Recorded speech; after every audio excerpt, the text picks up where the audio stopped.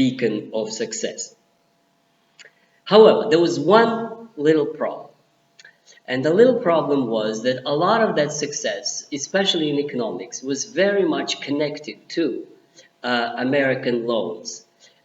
Because without those loans, Germany economy would not be able to pay reparations. Look, Britain and France, for all practical purposes, are broke. In the 1920s, Britain, this is a separate lecture, but Britain goes through its severe economic crisis, devaluation, high unemployment, labor government. Britain is not in any position to challenge anybody or anything. And the same thing, France goes through the period of serious instability. With almost every year, a French government changes with new elections. So essentially, if there's any money for any stabilization, it's American money. America is doing very well. 1920s is the roaring 20s.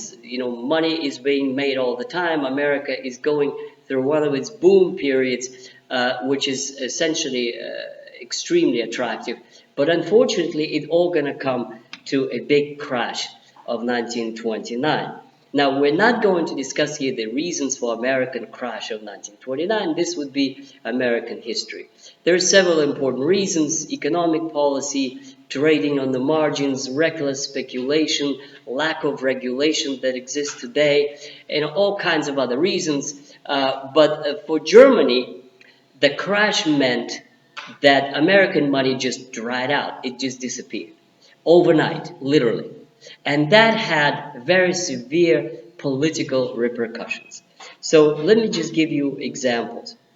In 1924, which is the first year of a year right after the devaluation, and when Germany is still not back to normal, it still is kind of rearing out of the hyperinflation.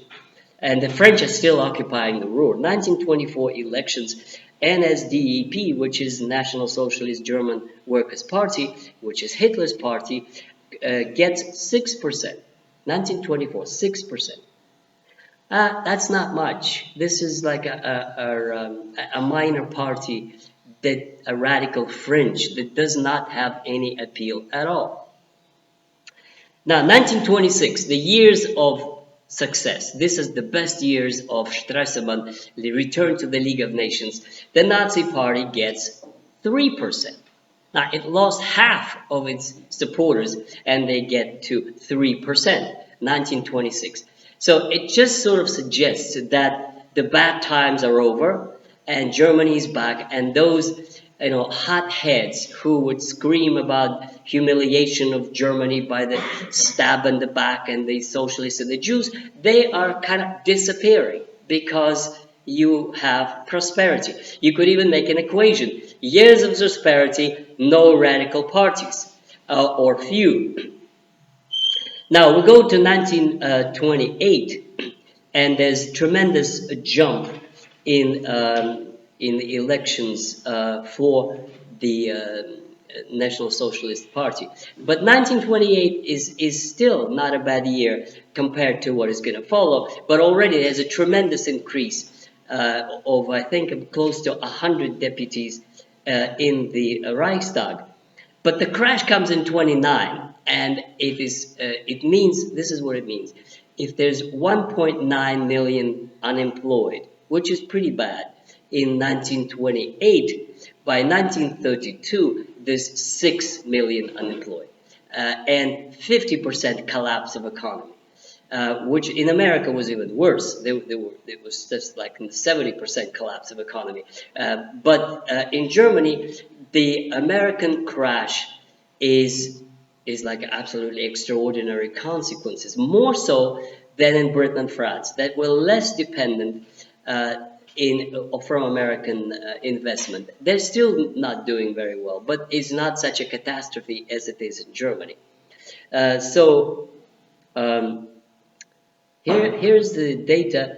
1930, 107 seats are out of 577, so approximately a fifth, which is 20%, goes to the National Socialist Workers' Party, Hitler's party. And it becomes the second party in terms of numbers. The only party that's bigger is SPD, Social Democrats. And again, this is very important. The SPD is 143, and the Communist Party is slightly under 100.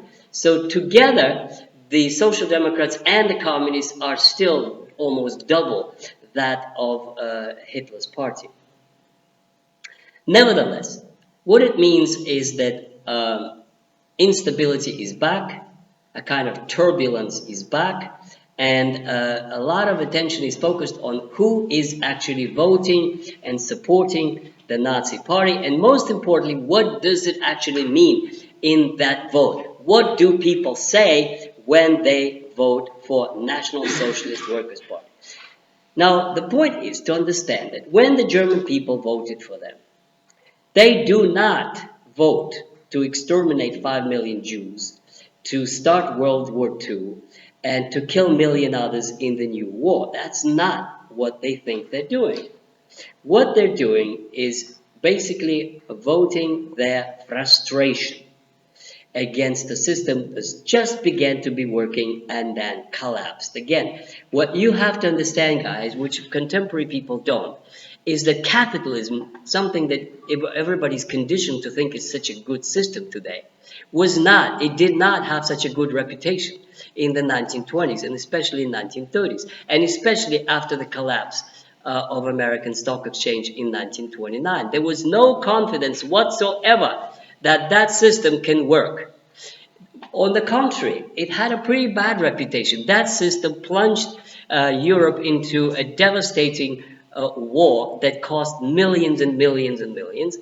And just because it just began to recover, it collapsed again into massive unemployment, instability in government, and no confidence in the future.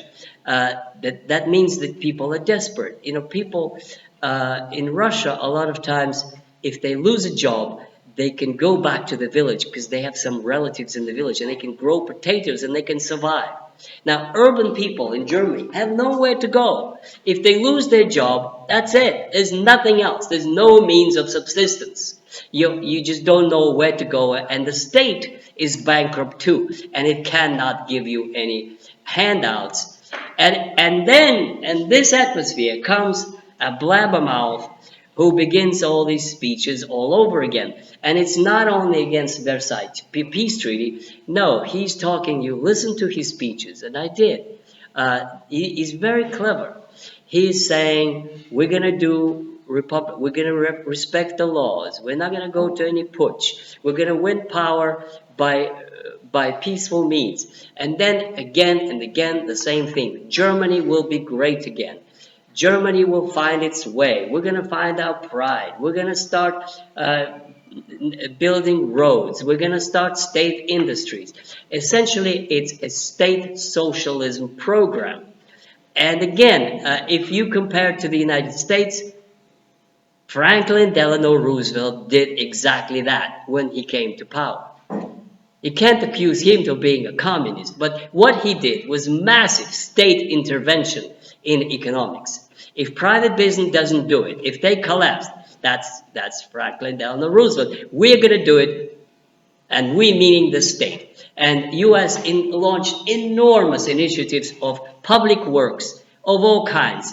And essentially, that's what Hitler was proposing. In other words, what I'm trying to convince you, what Hitler promised was nothing, absolutely nothing extraordinary fascist about it. State industry, state intervention, return the pride of the German nation, give jobs to the people, and of course, a little bit more about the guilty party, the socialists and the Jews. It sort of goes as a refrain that accompanies all of these. And the speeches are like, I am a worker like you, and I know you're suffering, and Germany, Deutschland, above others, and we proud Germans, we're going to put it together again. It's absolutely not. It didn't say, hey, we're going to come to power, kill 5 million Jews, occupy France, kill everybody who is against us. None of that. In his speeches, we are going to make Germany great again. Pretty much what Trump is saying. We are going to make Germany great again. That's the message. and it finds support. And there's absolutely nothing amazing about it that there is support for this kind of a message. Now, a lot of research has been done by contemporary historians. Don't close it completely. Just leave it like this. A lot of research has been done by contemporary historians who supported the Nazi Party. So it goes like this.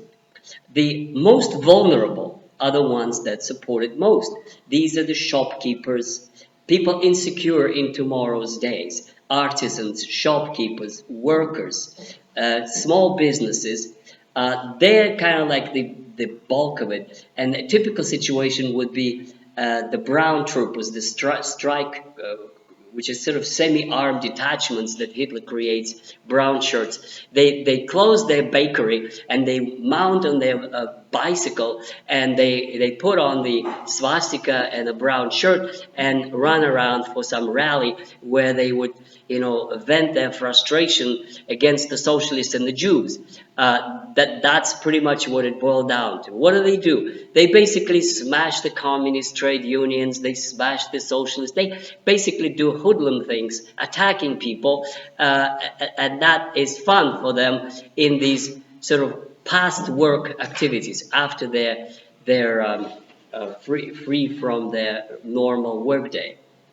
Now, also there's a lot of research done that shows that big business in Germany did support the Nazi Party. A lot of big business pours money into Hitler's coffers in 1932-33, apparently because big business believes, yes, that's not a bad idea. He's going to build roads, he's going to return German industrial might, and in that sense, again, it's a kind of a rational calculation. And don't forget, another thing that they're very much afraid of is the communists.